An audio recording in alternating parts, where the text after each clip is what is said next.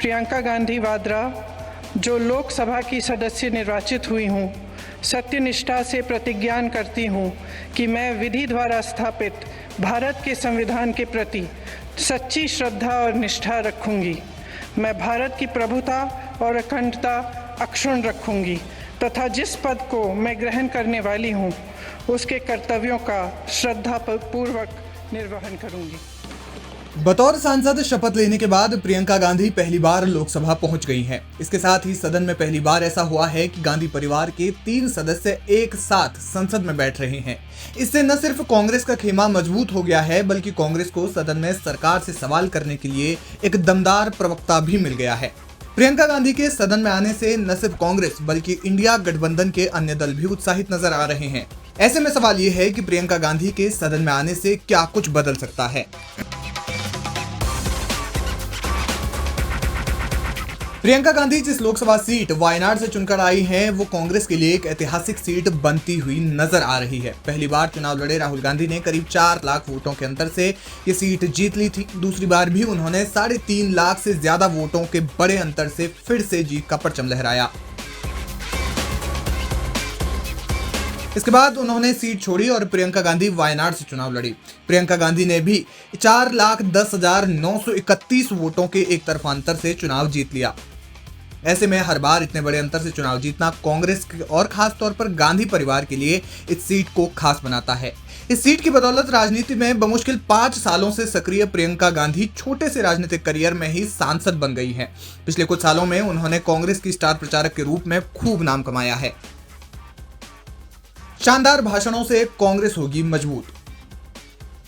सदन में कांग्रेस में हिंदी भाषी और खासतौर पर महिला प्रवक्ताओं की कमी है। ऐसे में प्रियंका के आने से कांग्रेस खेमे में एक प्रवक्ता बढ़ जाएगा।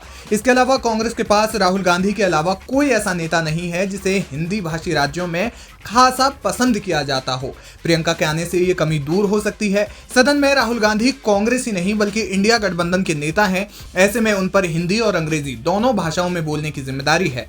माना जा रहा है कि प्रियंका गांधी के आने से राहुल का ये काम हल्का हो सकता है। महिलाओं के मुद्दों पर विपक्ष होगा मजबूत। सदन में कांग्रेस के पास महिला प्रवक्ताओं की कमी है। प्रियंका के आने से यह कमी दूर तो होगी ही, साथ ही विपक्ष देश की महिलाओं की समस्याओं को और मजबूती से उठा पाएगा। किसी भी चुनाव में महिला वोटर्स हार जीत का अंतर तय करने वाली होती हैं। ऐसे में उनके मुद्दों को प्रमुखता से उठाने और सरकार पर दबाव बनाने के लिए प्रियंका गांधी एक अच्छी सांसद बनकर उभर सकती है। फ्लोर मैनेजमेंट में साबित हो सकती है एक्स फैक्टर। जब से देश में मोदी सरकार बनी है तब से कांग्रेस का फ्लोर मैनेजमेंट लोकसभा में कमजोर रहा है। सिर्फ राज्यसभा में ही विपक्ष मजबूत रहा है। लेकिन प्रियंका के आने के बाद से ये कमी कुछ हद तक कांग्रेस पूरा कर सकती है। ऊपर से इस बार कांग्रेस की स्थिति पिछली बार की तुलना में ज्यादा मजबूत है। माना जा रहा है कि प्रियंका के सदन में बैठने के बाद से कांग्रेस और समूचा विपक्ष बड़ी रणनीतियों के तहत सरकार को घेर सकती है। कांग्रेस के सदन में 99 सांसद हैं। इस लिहाज से वो सबसे बड़ी विपक्षी पार्टी है। फ्लोर मैनेजमेंट के लिए अपने सहयोगियों को मनाना कांग्रेस के लिए हमेशा टेढ़ी खीर रहा है। प्रियंका के आने से ये स्थिति सुधर सकती है और इस तरह वे गठबंधन में सबसे बड़ी महिला नेतृत्व के रूप में उभर कर आ सकती हैं। पिछले 5 सालों में प्रियंका गांधी गठबंधन के साथियों को मनाने में भी अहम भूमिका निभा चुकी हैं। इसलिए उनके सहयोगियों से रिश्ते मधुर हैं, जो सदन में कांग्रेस को मजबूती देने का काम करेगा। किसी भी मनमुटाव की स्थिति में प्रियंका मध्यस्थता का एक बड़ा चेहरा बनकर उभर सकती हैं। इसलिए न सिर्फ कांग्रेस बल्कि समाजवादी पार्टी और शिवसेना यूबीटी समेत अन्य दल भी प्रियंका के सदन में बैठने को लेकर उत्साहित हैं।